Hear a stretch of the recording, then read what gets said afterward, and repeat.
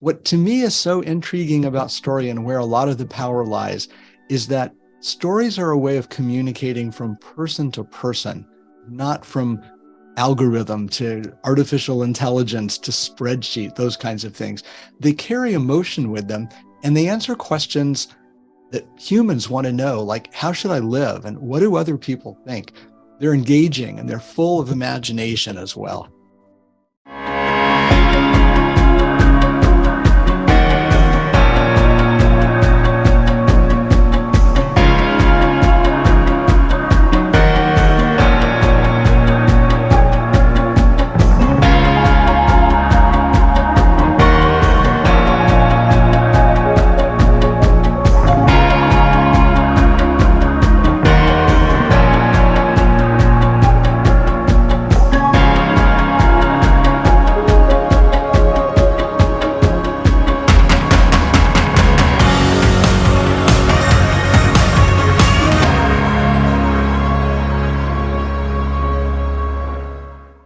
So welcome everyone so we have here Mike Wittenstein, we have here Danny. Welcome to the European Customer Experience Organization. This is what we call the tea sessions, and the price of entrance is to have a tea with you right now. So I hope everyone, all of our audience have teas.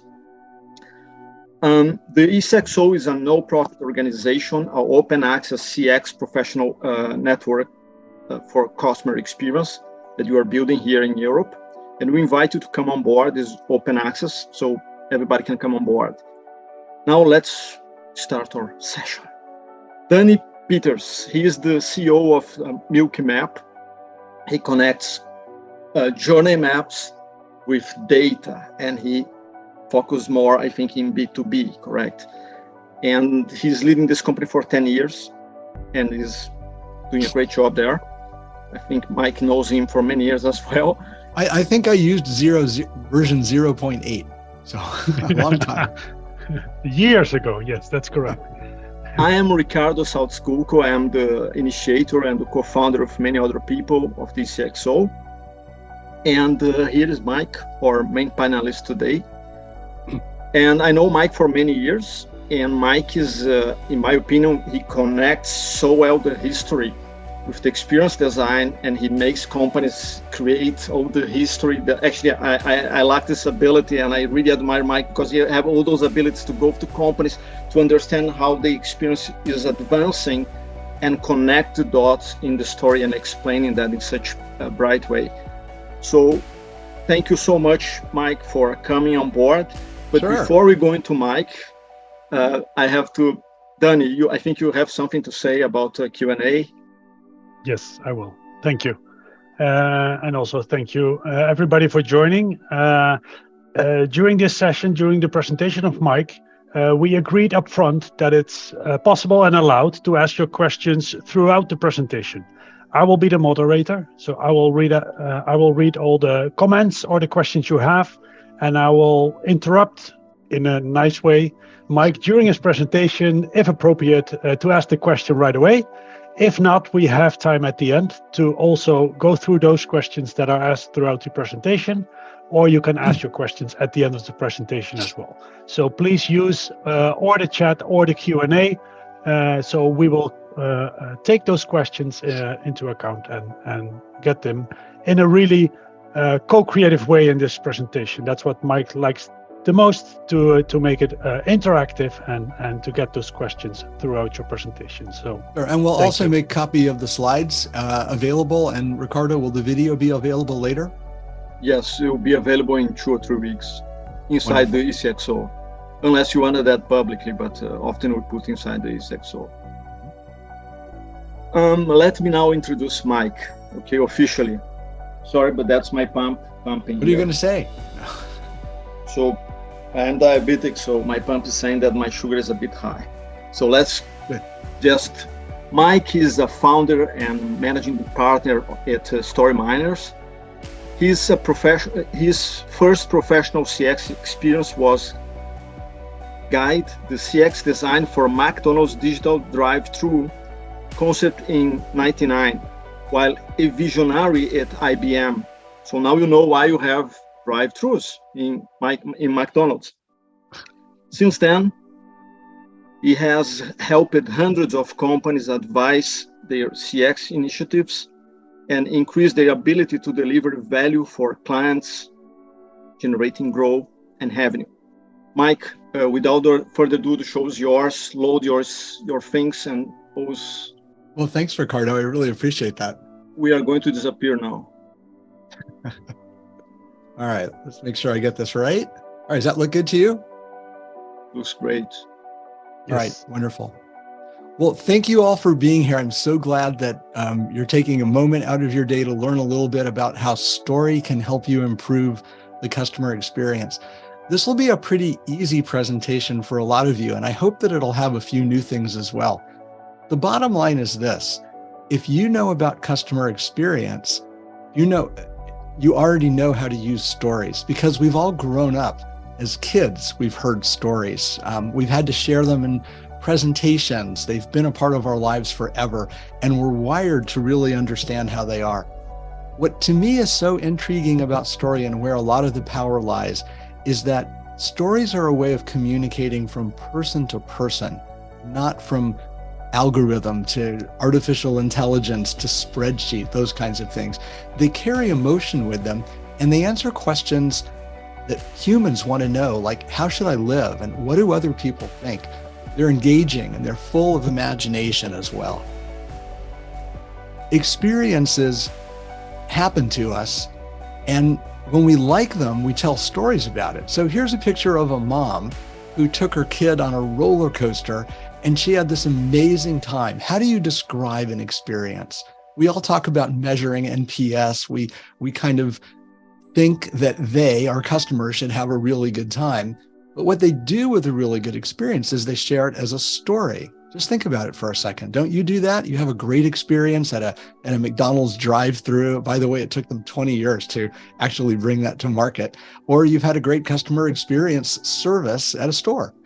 Well, this mom told another mom, a friend of hers, what her experience was like, and then she wants to take her kids. So this idea about stories is that they can hold a lot of empathy, and they can be very, very creative. To the person who said, I can't remember stories, I don't have a memory for that, how do I use stories? All you have to do is imagine in your mind's eye, if you're on a roller coaster, remember the high points, the low points, how people reacted. Those are your storytelling elements. We call them given circumstances, and we'll talk about those a little bit later. Here's why stories are so important for CX. And I wanted to borrow this definition from a colleague of mine, Richard Stone. Think about every single word here. Stories have the power to transport, communicate, enable learning, create meaning, transform, and isn't that what we're doing with businesses and with customer experience overall? Unite and envision possibilities. My favorite part of this whole thing is envisioning possibilities, because stories let you suspend your disbelief, and they let other people have a moment to consider that what you're talking about for the future just might be possible. Stories are a way to reduce resistance and contradict all the negative feelings that people have when they hear something new. The reason that stories work is they tap into our imaginations. We are, at our DNA level, curious about our surroundings. Maybe that's how we've learned how to survive so well. But we like to know what's going on. We like to know what's going to happen next. We like to see each other's reactions, and we want to know what other people think and what they think of us. And the bottom line is, whenever you're looking at art, a movie, reading a book, having an experience, you're learning from others how to live. Some of your deepest questions come out in that way. So in the preamble to this event, the emails and the posters and the posts and everything that kind of drew you in, we talked about these 5 areas. And I'm going to cover each one of those, because I really believe that for a customer experience to be good, it's got to deliver on its promises. Brands are all about telling you what to expect. Businesses are all about making sure that's what you get. So let's start off with when to use stories. You notice in the background the typical little Post-it notes, and everybody does Post-it notes, and that's how you start creating understanding around what's going on right now, or positing a new future. But I wanted to start off with something that I learned from Danny 10 years ago. He taught me, and he put it into the software as well, it's still a feature that's there, that when you're talking about going through stages in the customer experience, you have to change from talking about them to I. So I wake up hungry. I go to the kitchen. I open the refrigerator. I decide what to eat. Or I go to the store and I look at the produce and I decide which fresh thing do I want to have breakfast, am I going to use for breakfast in the morning? When you switch from they to I, something happens in your brain. You start thinking about things individually, humanly, and as a person. And you don't think about the spreadsheets and the numbers and the sales and the uplift and all of those kinds of things. Keeping the human in customer experience is so, so important. One of the ways that you can tap into emotion, and this is a first best practice, if you will, is once you've got your Post-it notes, whether you're dealing in a previous customer experience, your current state, or a future state, is to add some emotion to them. When people look at Post-it notes, let's go back there for a second. You have to figure out in your mind's eye what each one of those notes means. The pink ones are about this, the green ones are about that. This one says survey, that one says service, and you have to hold it all in your head.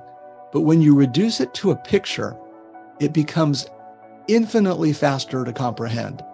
And when you add a little bit of emotion in there, as my friend Jorn Nielsen out of Copenhagen does, like take a look in the middle, the people returning the car, they're all smiling. The lines around it are animated and dynamic. There's a coffee break with a picture of a coffee on it. It's friendly. It also is not so linear. Experiences don't happen along a line. Customers aren't predictable. There is no perfect customer and they don't behave the same way all the time. So a ramshackle, a collection of images that kind of flow is a really clever way to suss out or to reveal the emotions that are going on in your experience. So I love that approach. Here's a picture from Danny's tool, the latest version of Milky Map. And the next thing I wanted to talk to you about storytelling, and these are things that you can do immediately, they don't require any extra work, is when you're using data like this to show how people are feeling en masse, as a statistic about their experience, talk about an individual. So there are a whole bunch of lines right here. I don't know if you can see my cursor or not, but little dots right here represent months.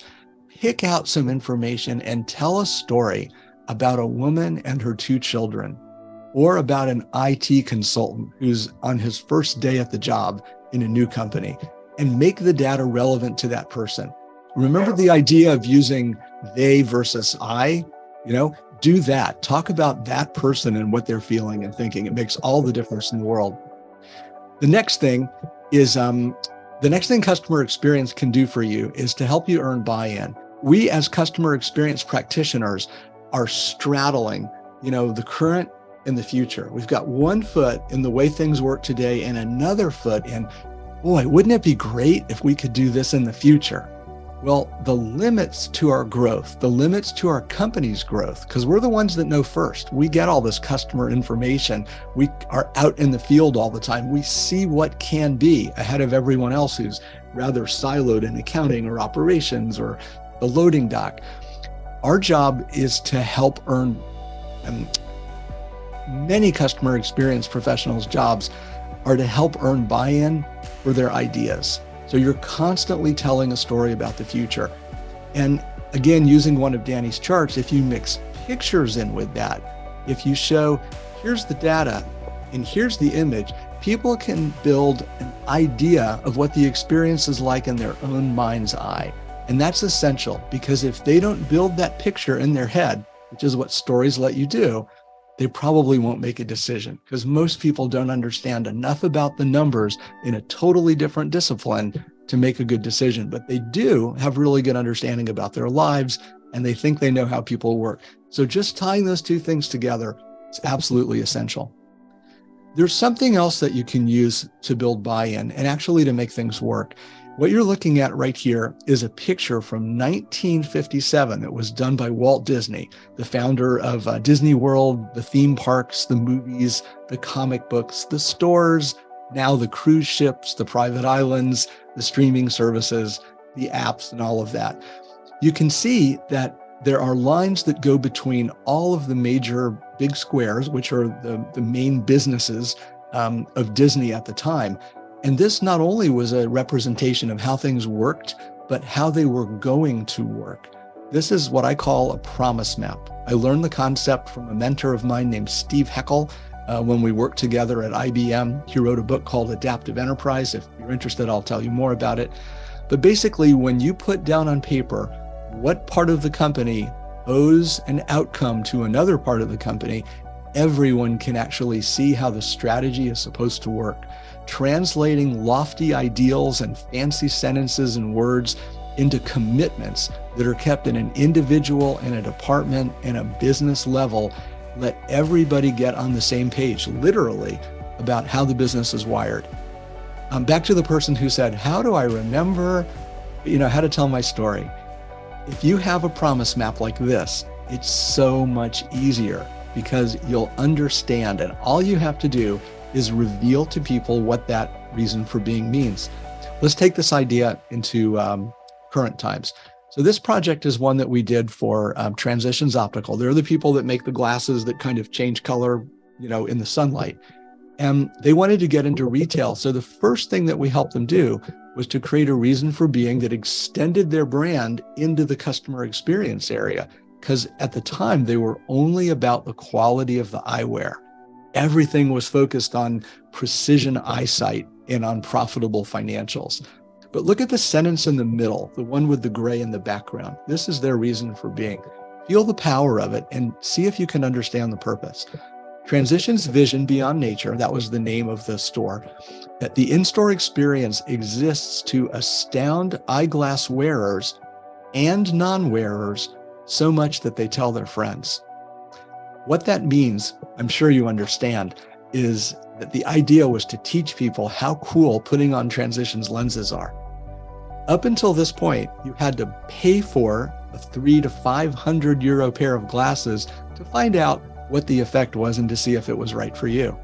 Using technology and using some other changes to the, given circumstances, we came up with other ways for people to learn that. So we switched the reason for being, or the stores, to be making people feel surprised at how well they could see, at teaching them that the way light comes into their eyes can actually make a difference in their vision.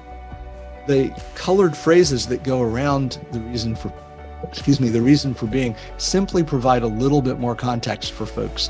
But a great storytelling technique is to have this Disney view of things in a picture, and also to have the words around your reason for being. This makes it so much easier for people to relate to the business. When you're explaining this as a storyteller, they're starting to go, oh yeah, that's like me. I understand how that can work. I can postulate, I can imagine what that's like going forward. All right, third storytelling technique is to simply be interactive. And this one requires nothing more than a little stick. I don't have one here, but imagine you've got a little stick, you've got your drawing on the wall, and you hand the talking stick to one person, and you ask them to walk through the experience. And they point, over here, and they talk about the French fries, and then they go over here, and I have no idea what the bear is. I completely forgot. Over here, they're switching cars. They're getting service over here. They walk through the customer experience. And what happens inside their heads and inside the heads of the people who are watching this happen is they are imagining and constructing the customer experience from an emotional, an imaginative, a creative, and an operations space. Whatever discipline they're in, they will expand the thinking and fit into the experience. Normally, we're all trained to disqualify, and that's happening more and more with so many media announcements coming our way.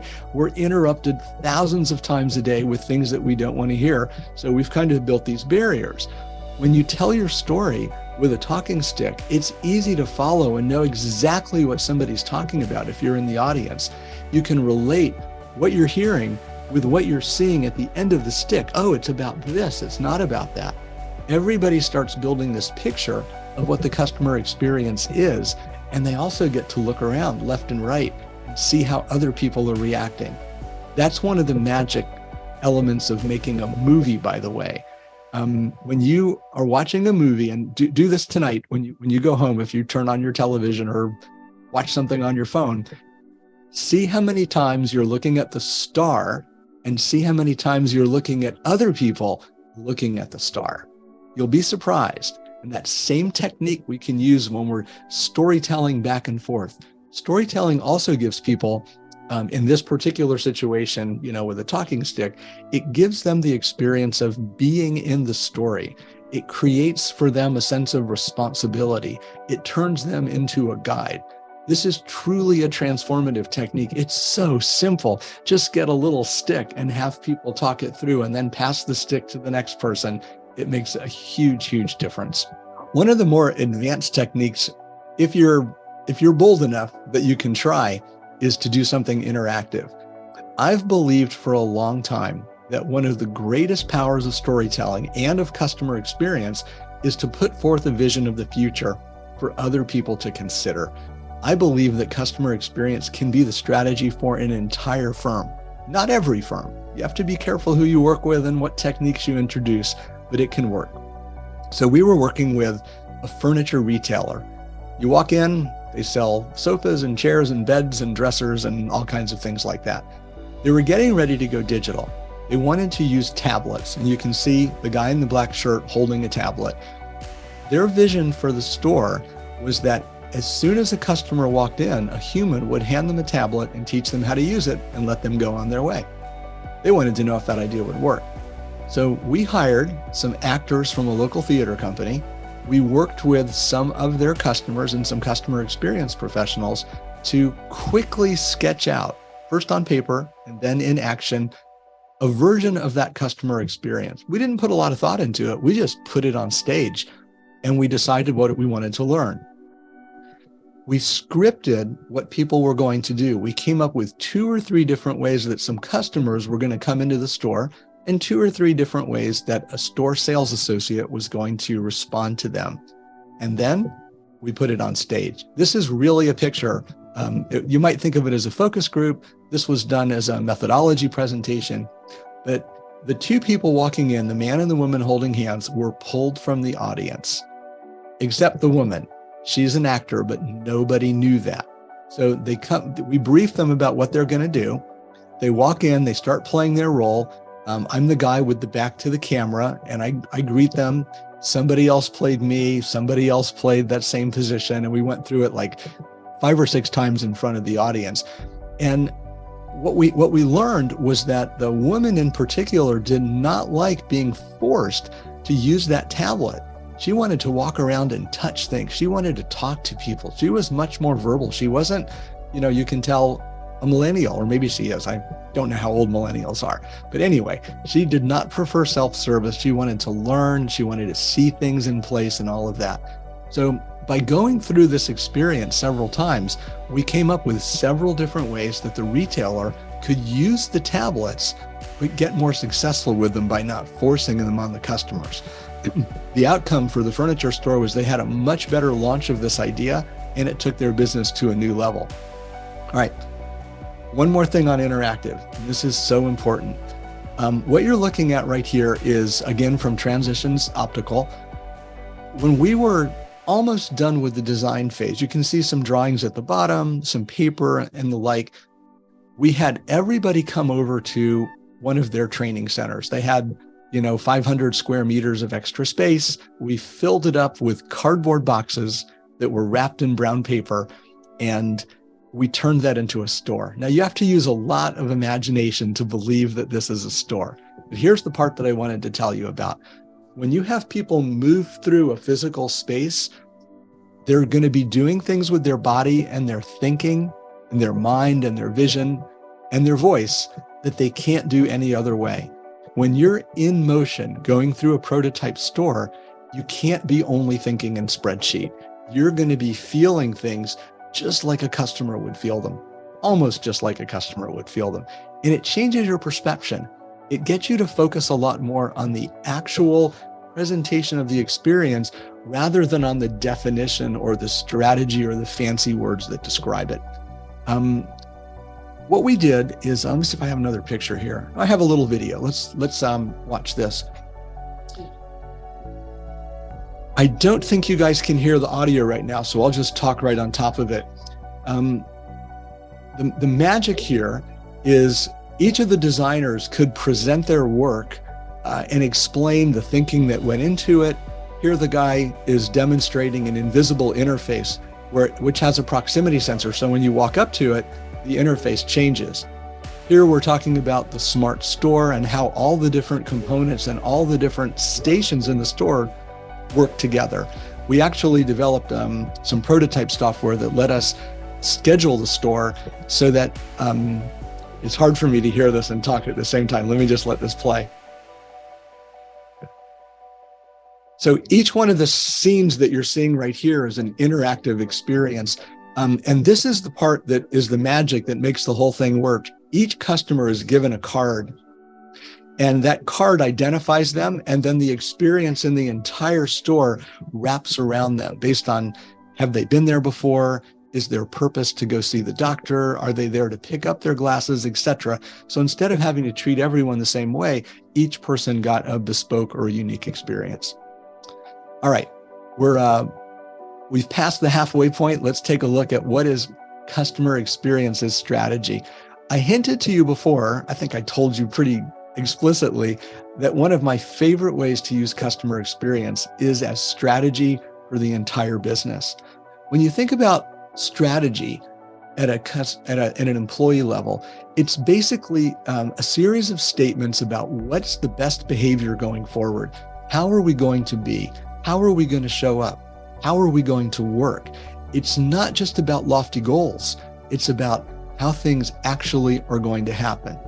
So with customer experience, you can simply expand that journey map, expand some of that data to incorporate everything that a company does. So here's an example of that. From the McDonald's deliverable, and the main deliverable was only 15 panels of comics. There's so much information in here about operations, marketing, technology, kitchens, and all those kinds of things.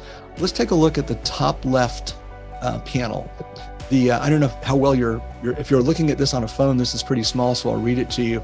Driving to the store, in the left talking balloon, it says, "Are you placing our lunch order over the phone?" Yeah, I just tap it in, press send, and they take care of the rest. And over here, we're looking at a digital operator. We just got Heather's order. Don't forget the extra ketchup. She likes that. So in that little frame, what we've done is we've created or introduced the occasion of use. We've talked about how this is a cell phone order that happens before people arrive at the drive-thru speaker box. Now, remember, this was 1999. Cell phones didn't really appear for consumers until 2007 with the launch of the iPhone. So this was years ahead of its time. On the top left, there's a little picture of what the interface for the phone looked like. Notice it's a flip phone. We didn't even imagine that there would be a smartphone back then. And you'll notice that that graphic is the same as in the graphic to the right. It's the one that they use in the kitchen to make the sandwiches, and it's the one they use at the drive-thru counter to present the order. The idea was to strip out as much language as possible so the concept would work internationally, and it would be comfortable for people who didn't speak whatever the language of the store was as their first language. So as you go around, you can see that there's enough detail in here for people that wear all different kinds of specialty hats: kitchen operators, cleaning people, insurance people, accountants. Everybody can kind of see the experience from their own perspective. But this one storyboard guided the whole organization. We wanted to change the strategy, and we did this several times with McDonald's in the prototyping phase. We changed the storyboard, and that changes the goal for what everyone's going for. Back to transitions. One of the things that I love about being a customer experience architect, sometimes I call myself that, is that the palette that you get to work with is huge. You don't just get to work with colors and shapes like a print designer. You get to work with architecture, the firm's history, with stories, with user experience, with merchandising, with uniforms, with greetings, operations management, colors on the wall. Everything is part of the customer experience. So if you expand your definition of experience through story to include this overarching view of what the whole thing can be, and at each of your clients, you find out, do I need pictures? Do I need interactions? Do I need maps or some combination of them? You'll find a way that everybody can start to get on the same page. If English isn't your first language, getting on the same page means coming into agreement on context, that you understand the purpose and bounds of an idea in a similar enough way that you can collaborate on it. One more thing about transitions, and I put this slide in with a real purpose. Notice that there are three people sitting in one of these environments, and in front of them is a very large screen. This is the key moment in the transitions experience. You notice that the man is holding a pair of glasses, okay? These are not his glasses, but when he looks at the screen, he can see as if he purchased and had specially prescribed transition lenses made just for him. But what we're doing is we're not showing the interface. It's hard to see the details on the interface. We're showing the reactions on the people. The idea in this particular frame was to showcase how important it is for people to go, I'm astounded. Remember back to the reason for being, it was to astound wearers and non-wearers of glasses, right? So this is the moment where that actually happens. And by showing the human side, take a look where it says blend on the screen. You can blend the physical, the digital, the back-end systems, the artificial intelligence, all of that stuff. Everyone feels like they've got a voice, and it shows up on this screen. But as customer experience architects, designers, and practitioners, what you get to do is focus the attention away from how things work over to here to how does the customer want them to work. And for me, that is the key skill to develop in customer experience when you're trying to build something new. And the key skill is to be able to tell stories so that people can see themselves and their work and their values in the customer's eyes. So the takeaway from this slide is show what your customer is seeing and what they're feeling. All right, the fifth topic is design gets results. I'm a big believer that if you're just trying to make more money, you don't have to be that smart because you've only got one goal. And I'm not trying to disparage accountants and strategists and financial experts. That's not my point there. I'm just trying to let you know that if you're only concerned with the bottom line, you're probably leaving a lot of benefit, a lot of opportunity to create value on the table, meaning it's not getting addressed. So with design, you've got the opportunity to learn all of your constituents' needs. This is an example of a learning center for a subsidiary of University of Phoenix. When we did this project about 4 or 5 years ago, they were one of the leading e-learning providers. You can get your degree in many different things without having to go to a school. But in larger cities, they realized that students needed to get together. They wanted to have some time. They needed to work on projects. They needed to build their social and their communication skills and all of that. So we developed this guidebook for them, which broke everything down into, first into stages, then into segments, and then into encounters, and then into clues. And we carefully detailed what was going on. Because the company had already started its architecture, had already developed a lot of its software and technology for matriculation and for managing students and all of that kind of stuff. It already had a CRM. We had to reverse engineer the customer experience to fit that and still lift it up so that it would become a centerpiece for the organization. So this kind of approach worked really well for them. It fit their needs for a low budget. We reverse engineered for operations. It had to fit their training style. And we did 3 experiences. One was for students, one was for teachers, and one was for the people who hire the students. And we did all 3 of those in 6 weeks. Pretty cool. So stories can work amazingly quickly and still give you a lot of room to get things right. All right. I found this picture just a couple of weeks ago, and I was preparing for this. It's from Italy. This is not a Storyminers client, but when it comes to design gets results, I want you to think back to what Danny taught us with Milky Map.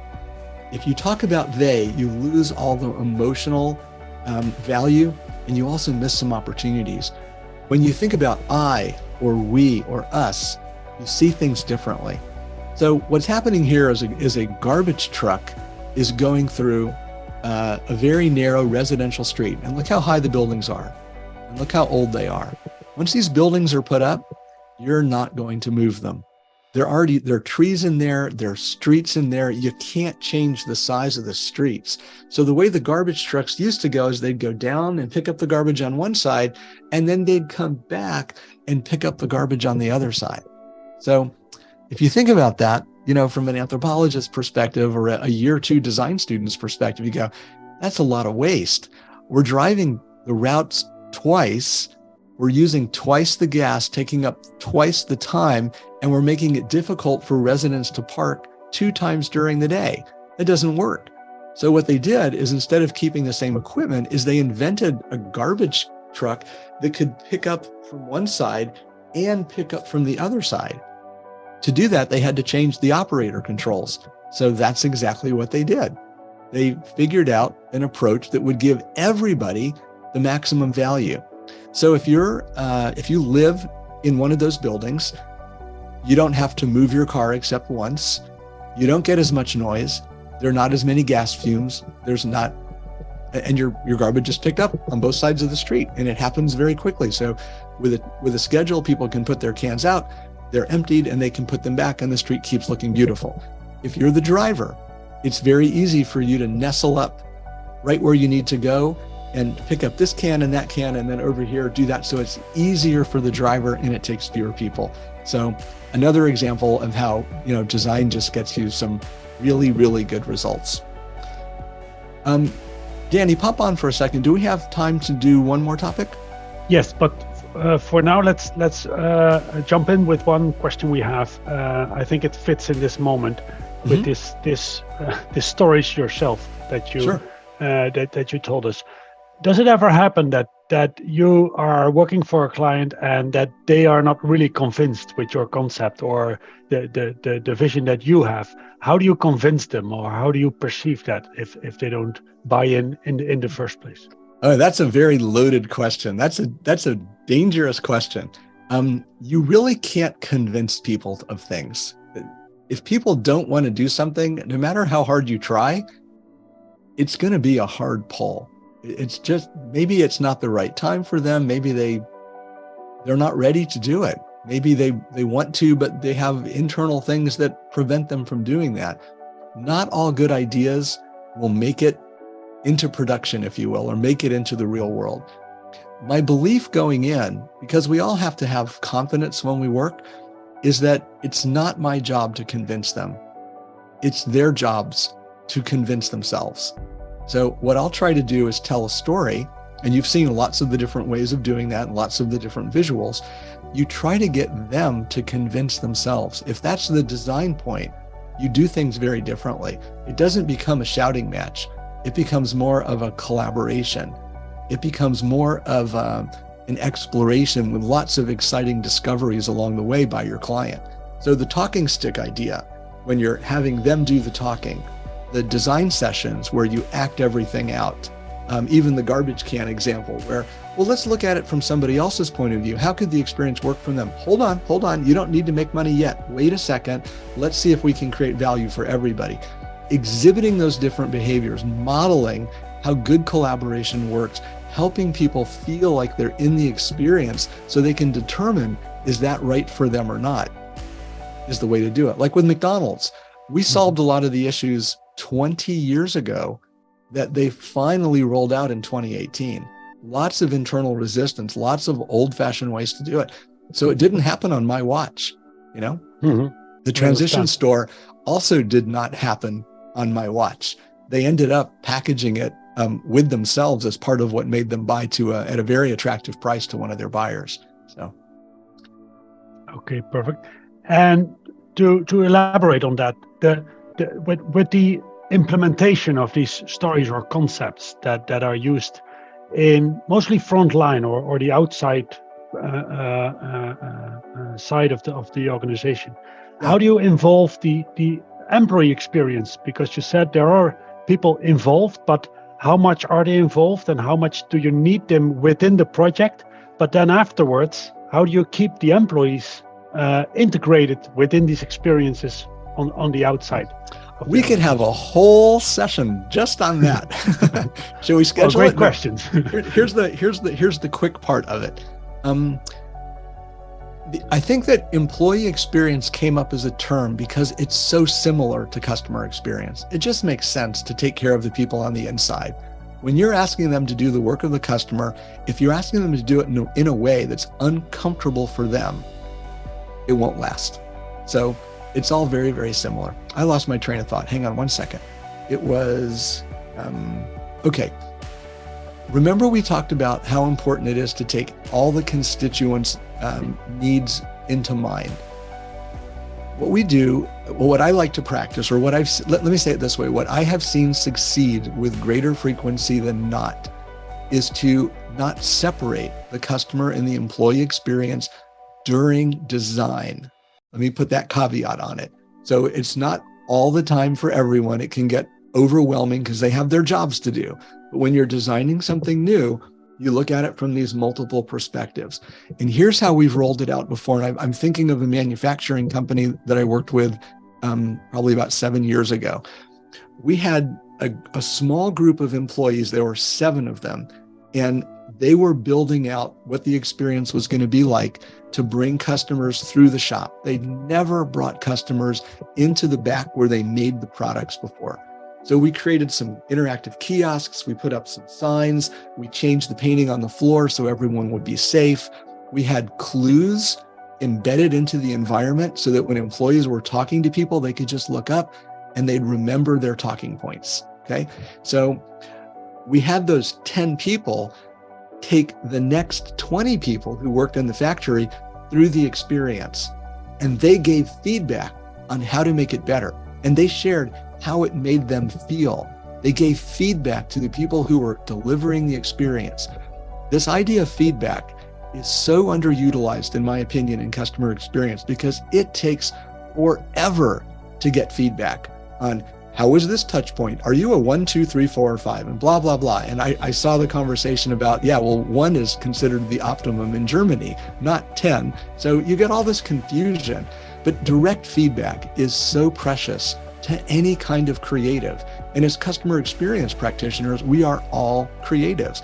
Artists, if you've ever been to a gallery, you can probably imagine this. There's somebody dressed in all black, just kind of standing like they don't care.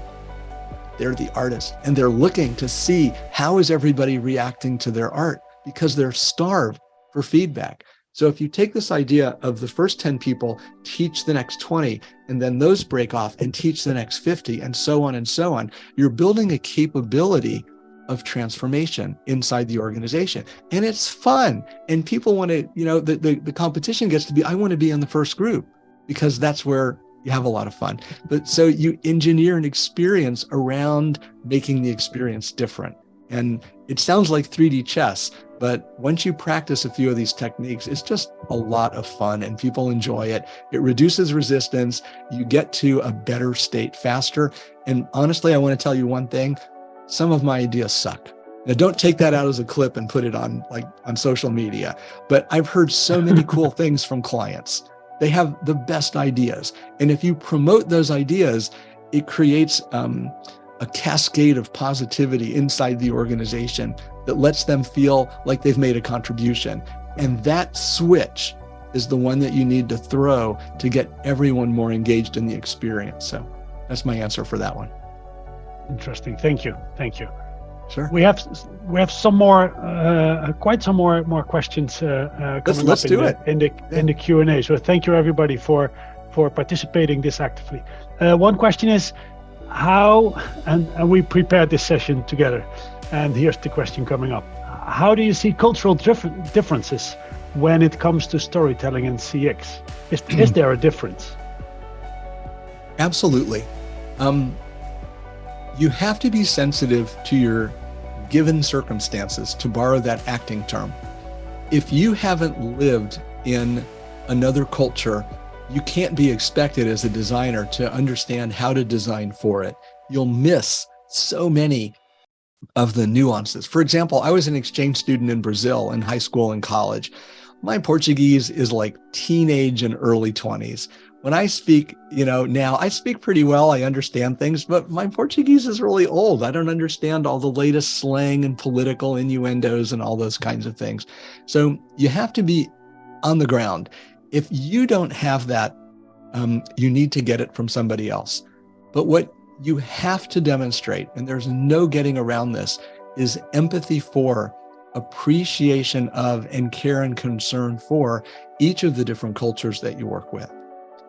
The purpose of an experience, let me say this, the end result of a good experience is personal transformation. You start here, it's a hero's journey. Something befalls you, you have a problem, you need a product, you have to go to the dentist, and then you go through a process of making improvements to yourself. That's the hero's journey. And then you're more capable, and the world becomes easier to work with. That story arc is universal. It's like laughing is universal. Math and music are universal languages. So just simply showing empathy and care and concern for the other cultures. If I had started this presentation by saying, Guten Tag, meine Damen und Herren, Buenos dias todos, and I did that, it would be kind of suck-uppy. It would be like me performing like a little, monkey on the end of a string, with an organ grinder. That would be disingenuous. It wouldn't be true. So you've got to find opportunities to not, to truly show that you as a practitioner are appreciating the other culture. If that's not your wiring, don't try to do it. But an intense interest in other people and a curiosity, much like a detective, but without all the logic, with a little bit more heart, is the way to do that. Perfect. Thank you. I love when you say perfect, but you can say anything else you want to too. It's a conversation. Thank you. Another question, and maybe a little bit to elaborate on these cultural differences, where there are differences around the world or from different backgrounds. How does that work in times of crisis? Did you see over the last couple of years when we had these times of crisis that also the work or the creating the concepts is also different from a storytelling perspective?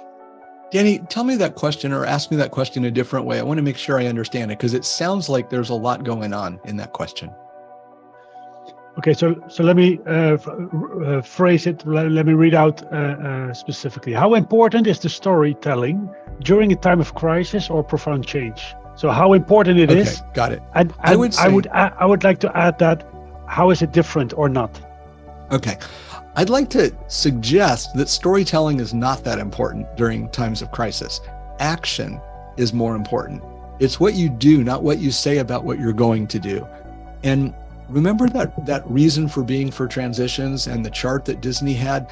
If you have a really clear understanding of what's most important, that doesn't change during times of crisis. Let's keep people safe. Let's feed them. Let's keep them warm. Let's make sure that we clean up the radioactive dust quickly. Those are not things that are hard to understand, and you don't need an experience for that. You need to do them. If you have the presence of mind to use your customer and employee, and you're just people-centric, you're human-centric thinking skills, you can take a moment and imagine, all right, how does everybody need to feel right now? Well, they need to feel safe. They need to feel like they're in some kind of control, if there's even a chance for that.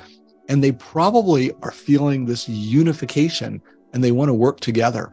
So giving people clear instructions on what's going on, being honest with them, asking them to do very specific things, calling software developers and having them create apps overnight that make things easier to handle. Leadership, not storytelling, is the right thing in a crisis. Yeah, so I was trying to bring it around, saying, okay, so what you just did was also storytelling about what to do. Mm-hmm. But indeed, I understand that taking action is more important than creating stories. Right. But making people do things in times of crisis can be, of course, backed up with leadership, like you said. Sorry, Yeah. go ahead. And one of the things I just did was I used some storytelling techniques to answer you. Can you take apart what I just did? Yeah, you imagined yourself, and you let me imagine how it was with your examples in times of crisis with cleaning up the radioactive material. That's what I remembered in a split second. And what was my focus the entire time? What was it on? It wasn't on getting reelected as a leader. It wasn't on making money. It was on making sure that people's needs were cared for. And I said that like 3 or 4 times. Okay? Mm-hmm. And that's part of storytelling, because as you're talking, people are starting to build a vision of like what you think and what might be. Remember, when you're telling a story, you're only sharing about 30 or 40% of it. The rest of it is happening in your audience's heads and in their hearts. They're building the story. That's the experience of them hearing your story. Remember the roller coaster slide with the moms? Mm-hmm. Experiences start stories, stories start experiences.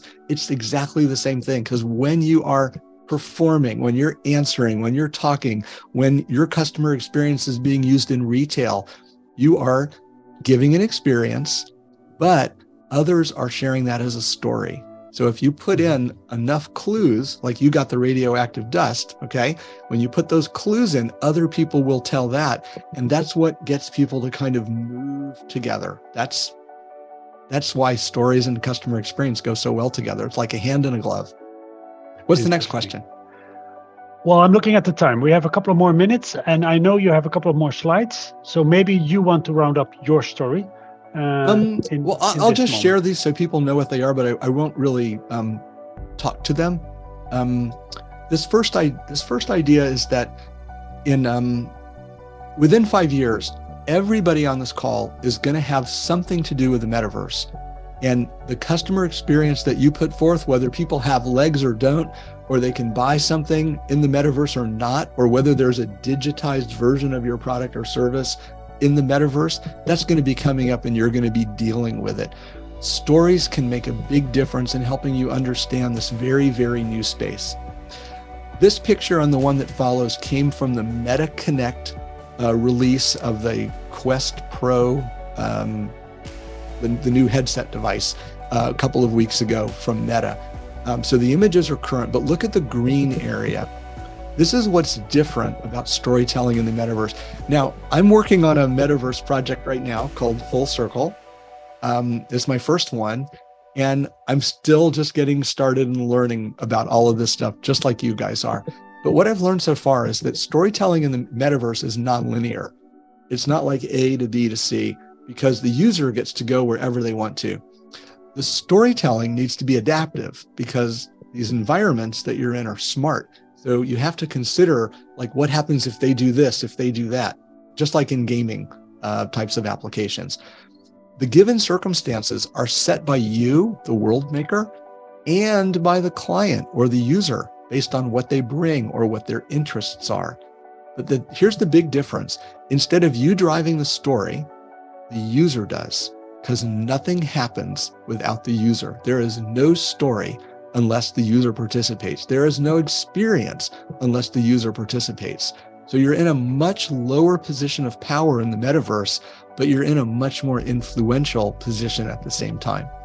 And what drives metaverse behavior today, it might not be this way in the future, is that it's exploration driven. It's not about target marketing, about surgical shopping, and about precision. It's just, let me go out and explore and see what I can find. People are very open-minded. They're curious when they're in these spaces. A couple of other things. What happens is unpredictable. When you're creating commercials for television, you know that every 15 minutes there's going to be a commercial break. You know that if you want to put your product into the show, you need to start that 6 months earlier, and you need to coordinate everything, and you kind of know how it works. But in this world, things can happen overnight. They can happen at the same time. People who are in the same environment as you can be part of the experience you're having. And as a designer, you have no control over that. There is a real world part to all of this as well. because of augmented reality, you might be in a place where you can have information superimposed on what you see right in front of you. That is a totally new storytelling technique.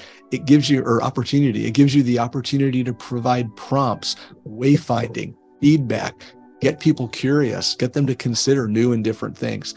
But the thing for customer experience and operations management and market research people that is so cool is that every single item in the environment can be measured. How many times did somebody look up? What did they type? How many characters per second? What flew across the screen in the background? Did people notice that or not? Everything is measurable. So we have an opportunity to learn at scale and using, new tools that allow us to see trends and things that we as humans can't even perceive. All different kinds of algorithms and ways to, measure machine vision and things like that. And the last thing is that unlike physical experiences, digital experiences, metaverse experiences are much easier to share. You can invite somebody in almost instantly and change the nature of the game. That ability for customers to take control is probably the biggest difference of all. And it's a kind of an exciting frontier for all of us. This is here's my contact information. If there are like 50 something people, or 30 now, we had 50 before. If you'd like to reach out to me, it's really easy. There's my email, there's my telephone number. Please text before you call, because otherwise I might not pay attention. We get so many spam calls. But it would be a pleasure to chat with anybody, connect with me on LinkedIn. And I'm here to help.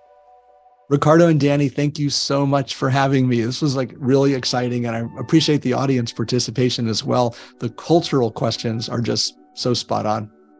Mike, thank you so much. Danny, are you here? Yes. Oh, okay. I thought that you disappeared.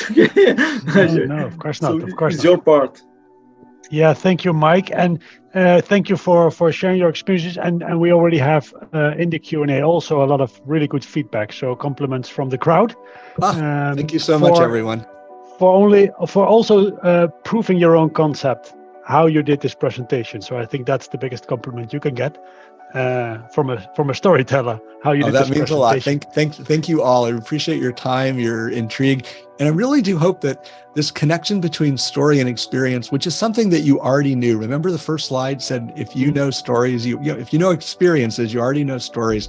It's so true, but just taking a second to think about the experience as a story and how you're shaping it, it's such a gift for the people that you're working with or those you're trying to convince, because it lets them have a much bigger role, which brings them closer, lets them feel like they've made more of a difference.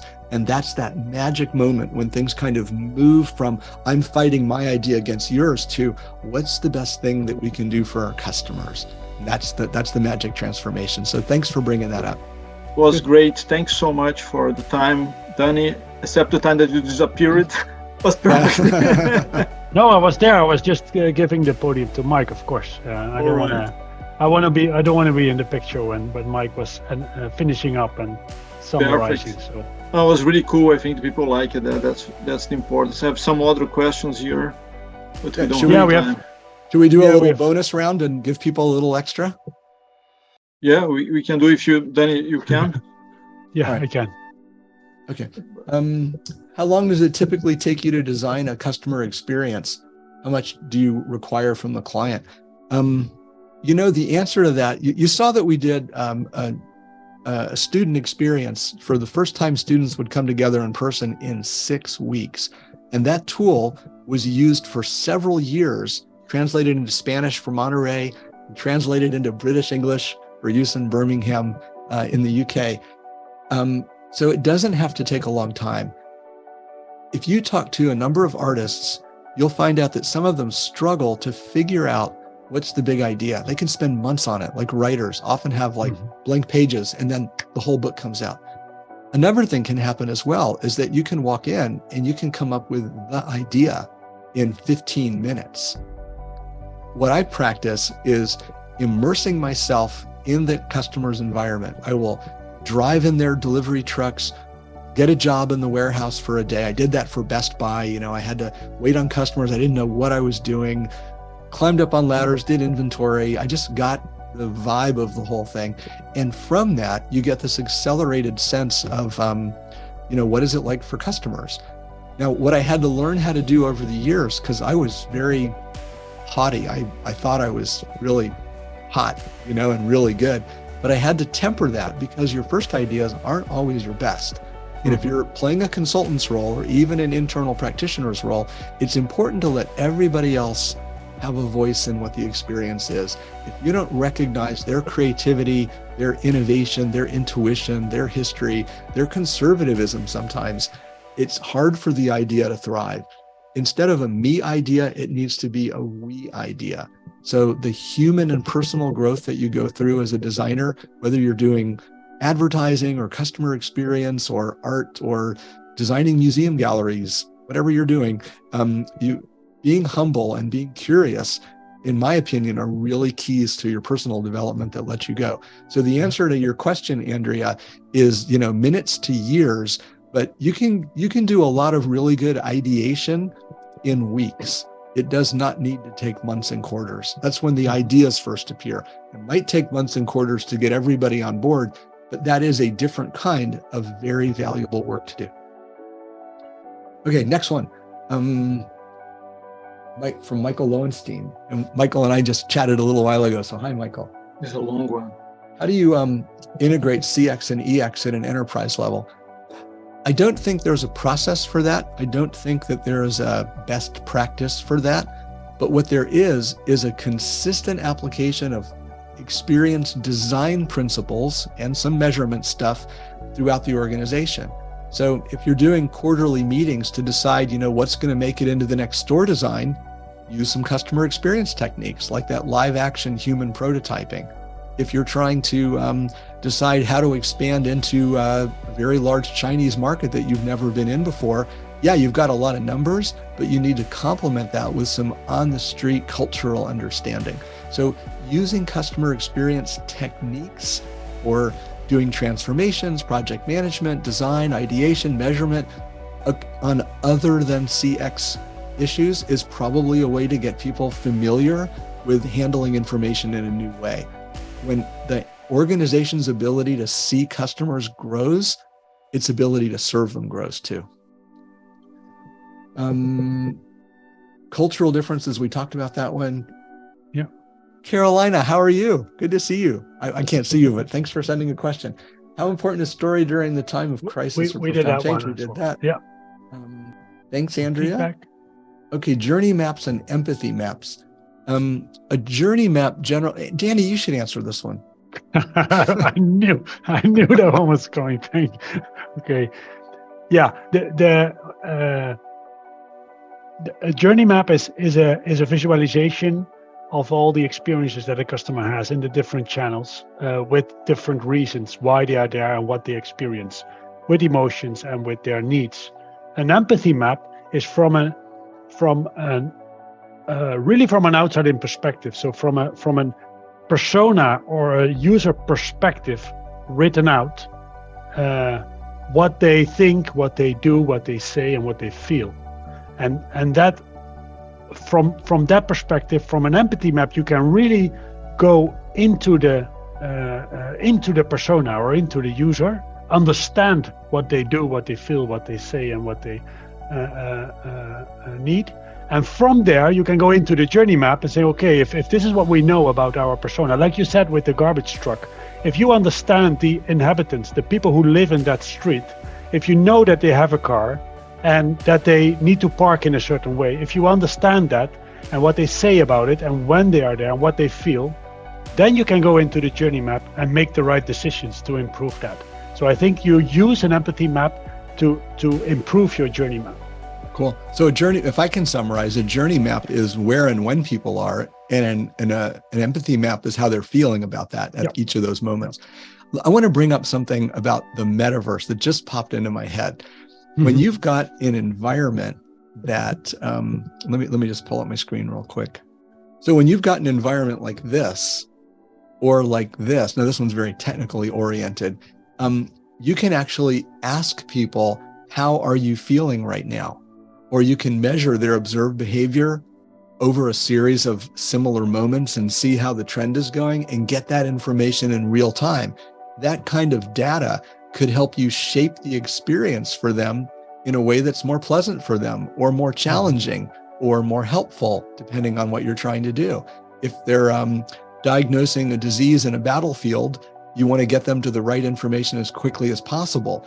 If they're learning, or if they're thinking about becoming a certain, like a surveyor or another profession, you want to give them different points of view so they can make a good decision. But the environment, that empathy information, can be used to shape experiences around people. And I think that is an area for lots of PhD and practical exploration. So I think your product has a huge future in the metaverse, Danny.